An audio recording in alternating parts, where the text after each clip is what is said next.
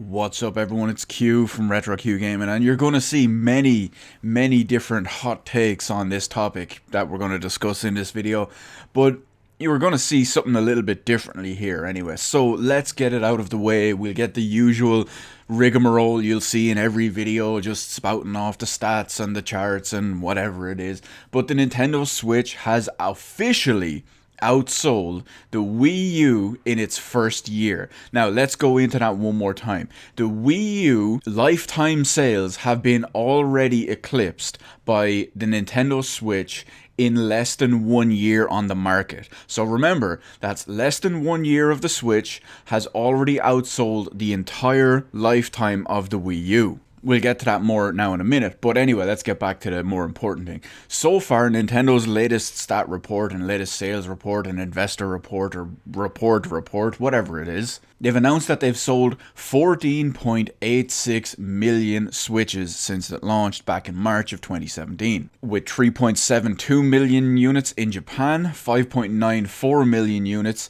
in Americas, that would be obviously Canada, United States, and South America, and 5.2 million units in Europe and the rest of the world. As far as the software on the Switch, there's 52.57 units sold, units of software that is.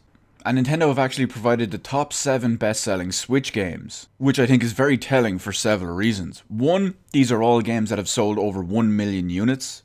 2, they're all first party, because let's face it, a third party game won't sell that. We'll get to that more in a minute. And 3, well, let's just look at the list anyway. It kind of speaks to the quality of some of the titles here. So remember, 14.86 million consoles, and the top selling Switch games are: number 1, Super Mario Odyssey, 9.07 million units, which is absolutely fantastic sales numbers and attach rates, especially when you consider that that game has already passed out the Wii U's best selling game of all time, which was out for 3 years and still sold less than Mario Odyssey, that game being Mario Kart 8. Next up, we've got Mario Kart 8 Deluxe Edition, 7.33 million. Interestingly enough, that has almost sold as many copies as the Wii U version, which is just over 8 million. Legend of Zelda Breath of the Wild, 6.7 million units. There's approximately 500,000 extra units of that sold on the Wii U, so you can see the vast disparity there.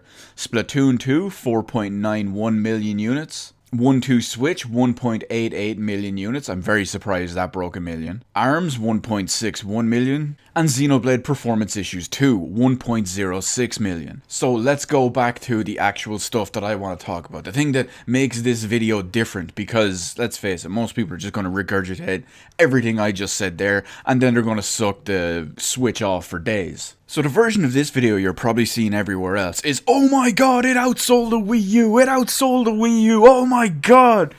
Why is anyone surprised that it outsold the Wii U? The thing that's important to note about this is, yeah, of course, this is fantastic. They're doing amazing sales numbers. One of the, if not the best selling, currently selling console of all time. Or fastest selling, I should say. But not everyone seems to be freaking out about that. Everyone is freaking out that it outsold the Wii U. Why is everyone surprised that it outsold the Wii U? It's the biggest commercially flopped console since the Sega Dreamcast. It's Nintendo's biggest flop home console of all time, and it's their second biggest flop ever. So I don't know why everyone is making such a big deal of it outselling the Wii U in 1 year. The Wii U was dead on arrival. The Wii U was actually dead about a year and a half before arrival. Ever since its initial announcement, everything just went, it started pretty bad for the Wii U, and then it started going down, further and further downhill, and then it released, and died, even more, and then it just died the entire time. And remember people, I have a Wii U. Feel free to call me a hater. So like I said, it's phenomenal sales numbers and the sales pace of the Nintendo Switch. Did I think it would sell this much? Absolutely not. But let's look at some of the rest of the more important parts of this video and what we have to say here. So, what is in the future for the Nintendo Switch? Well, let's look at it. I have 2 ways to look at it for 2018 and beyond for the Nintendo Switch. First off, can they keep up the momentum, the sales momentum? It is entirely possible. Now, here is why there's both positives and negatives to it. For 2018, so far, I realize we're still in January 31st at the moment, so we don't know too much about the rest of the year. There's big announcements, there's Nintendo Direct, there's after stuff like E3, etc, etc. So I'm sure we'll see a lot more over the next 6 months or so of announcements, games coming soon, etc, blah blah blah. But as it stands of what we know at the moment, there isn't a huge diverse library and there's not a big standout library for that. Now yeah, of course, there's going to be a couple of people in the comment section listing off 1 or 2 games they're really hyped for. As well, to be honest, I would be very surprised if we saw Bayonetta 3 this year or Metroid Prime 4 this year. And another way to look at it is Nintendo have already gone big and blown their load in year 1. A brand new Zelda game, granted it was on the Wii U as well, but they went with the brand new Zelda game and a brand new Mario game. It's going to be a long time before we see a new proper 3D Mario game or a new proper Legend of Zelda game on the Nintendo Switch. Which of course comes back to what I mentioned earlier when it comes to third-party support. It's obviously been patchy at best as it is at the moment for Nintendo Switch. So what does that mean for 2018 for the Nintendo Switch? Well, at the same time, it does mean this. Even if the year is a little bit sparse on first party and the inevitable third party drought, or at least high profile third party drought, new owners who buy the Switch in 2018 at any point have games like Mario Odyssey and Breath of the Wild both available to them. Mind you, 2 of the best games of 2017. So even if someone is buying a Switch or gets a Switch in 2018 and they don't have anything new or a huge library to buy, they still have a little bit of a back catalogue to get. So it could go either way. You can see the positives and the negatives for what could and couldn't go with the Nintendo Switch sales momentum for 2018.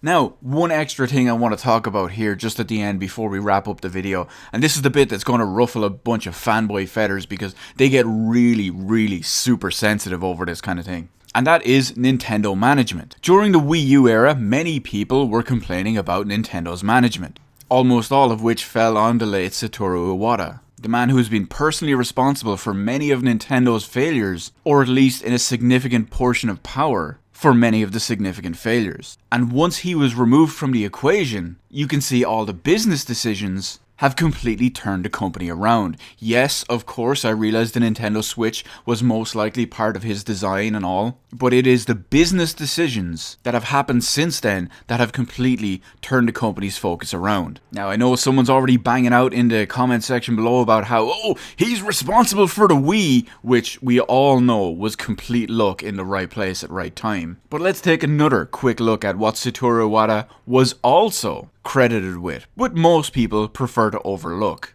The Nintendo GameCube's use of the small mini DVD ones and not having dev kits available until over a year after launch to third parties, as well as Nintendo expecting third parties to go to them rather than sending them to third parties. The Nintendo DS started with a very weak launch lineup and a huge drought of games. This obviously eventually was turned around, but what many people like to forget is the console, or the handheld, was originally a borderline failure. Satoru Iwata, of course, personally accepting responsibility and apologizing for his fault of causing that drought. The Wii U, in every facet, a complete failure and flop. The Nintendo 3DS, again, something that many people also forget, had an almost flopped launch. Well, actually, I should say had a flopped launch, but then almost completely flopped, but was eventually turned around. Because let's face it, people, most of you out there will probably know the Nintendo 3DS as it is today. But how many of you remember the launch lineup for the 3DS? That absolutely terrible launch lineup. And then the fact that we got maybe one game for 6 months until they dropped the price and gave away some free games to people, because it was selling so poorly and had no games. And yes, I had a 3DS on day one. I was one of those burned owners. And let's not forget, just for the sake of it, the start of every second, if not every, Nintendo Direct, where we would have Satoru Iwata apologizing for the lack of games, the delays, the lack of third-party support, the lack of everything. So you can see why the actual management change was very beneficial and is completely apparent. Goes from a company losing money and having one of their biggest flops of all time to the complete opposite. Now, of course, that's not to say the Nintendo Switch is perfect. We all know it's far from perfect, as great as it is in some ways, but it's still missing some very basic, very key features that have basically been a standard for maybe 14, 15 years. Like a working, viable online system, a logical chat system, proper online service, matchmaking, virtual console, party system, friend list system, messaging system, voice chat system, etc, etc. etc. But hey, we'll see how it goes. So all I can say is congratulations Nintendo on your fantastic sales. I don't know why everyone is freaking out that it outsold the Wii U. The console was absolute shite. Had almost no games to buy and terrible ones on it, except for maybe about a dozen titles. I swear to God, if any of you says Star Fox Zero or Wonderful 101, you should probably leave right now. But anyway, we'll see what 2018 is like for Nintendo and the Switch. But that's it. So let me know in the comment section below what you think about it outselling the Wii U. Do you think the bigger noteworthy stuff is that it outsold the Wii U in 1 year over its lifetime? Or do you think it's specifically the big number and sheer amount of sales that is the more important thing to talk about? Because let's face it, everything is going to outsell the Wii U. There's nothing noteworthy about that whatsoever. But hey, who knows, maybe this time next year we'll be talking about if the Nintendo Switch is going to outsell the Xbox One. We'll see how it goes. Let me know your thoughts and opinions on anything I've mentioned in this video in the comment section below. Hit the like button, hit the subscribe button. Thank you for watching. I will see you in the rest of the videos in my channel.